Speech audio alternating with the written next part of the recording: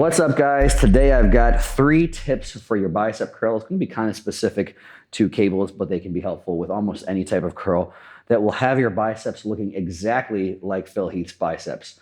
I will tell you all those secrets right after you hit that like, subscribe button, do all that YouTube stuff to keep helping the channel grow. So first and foremost, to get biceps just like Phil Heath, you need to travel back in time, make sure that some of Phil Heath's parents get with your parents and somehow pass the arm genetics upon you that you have. So you basically need a DeLorean or something to get back there. If you guys figure that out, let me know. So sorry, this won't get you biceps just like Phil Heath. If you're watching this and you're trying to learn and actually get better, you probably don't have great genetics. You probably have shitty biceps. So realistically, we're gonna take your shitty biceps from shitty to slightly less shitty. And if you stick with it for a decade, maybe almost decent at that point in time. I'm really selling the shit out of this video, aren't I? I haven't figured out this YouTube social media thing yet, so I'll lie more in my next videos and maybe you guys will tell more people about my channel.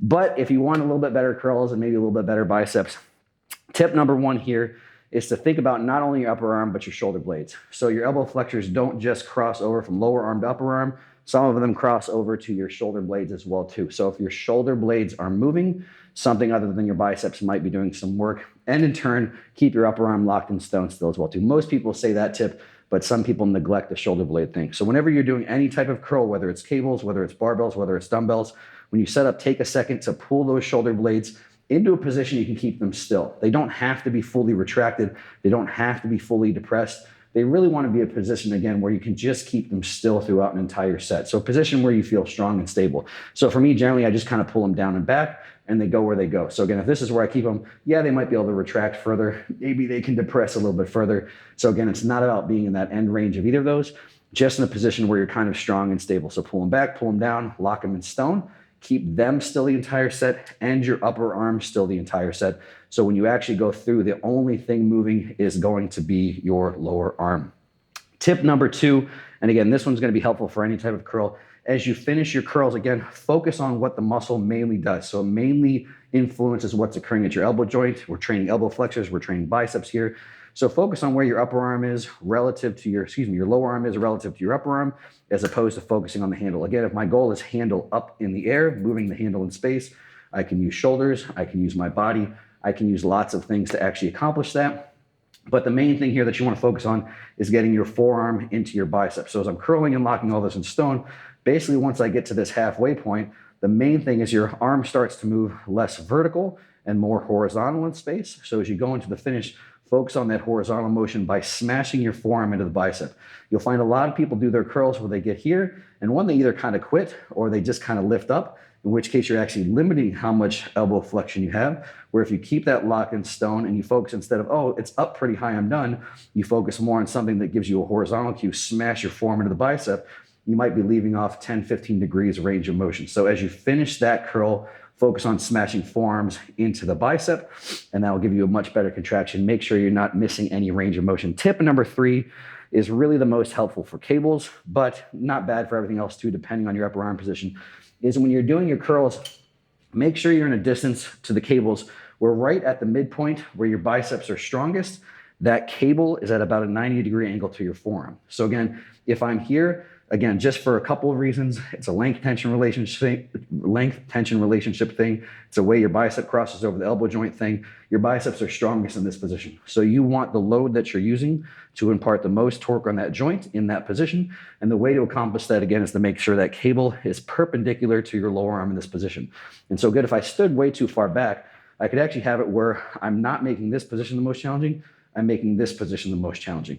And again, that's not always bad. Nothing wrong with challenging this position. But if your goal is big biceps, you're only doing one curl, you're going to be a little bit more efficient if you get in a position, again, as far as you're standing relative to the cable, that you're overloading this mid-range where your biceps are the strongest.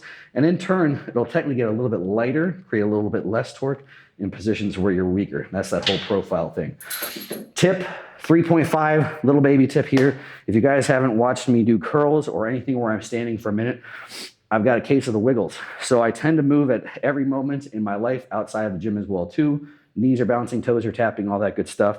So I'm not even aware of it, but sometimes I'm doing curls and stuff is moving. So keep everything locked in stone and use outside implements whenever possible. So for me, if I can sit as opposed to stand, I almost always choose to do that. If I can lean my back against something, doing a curl, whether it's a straight bar curl or dumbbell curl, I always do that.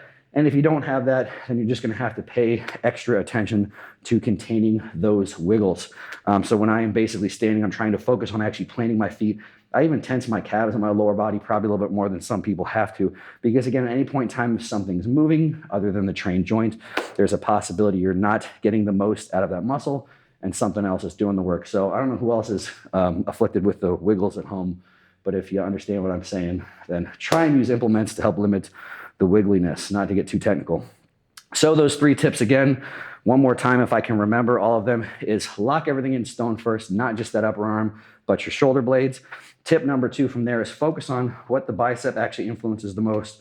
Focus on from here to here as opposed to moving stuff in space.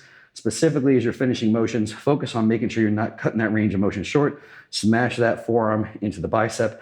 Tip number 3, basically just for cables. If you're at a cable position, make sure you're overloading where it's the strongest. Again, if the goal is just to get as much out of that one exercise as possible, so stand in a position where that cable is 90 degrees to the forearm when you're right at about 90 degrees of elbow flexion, right in that mid-range.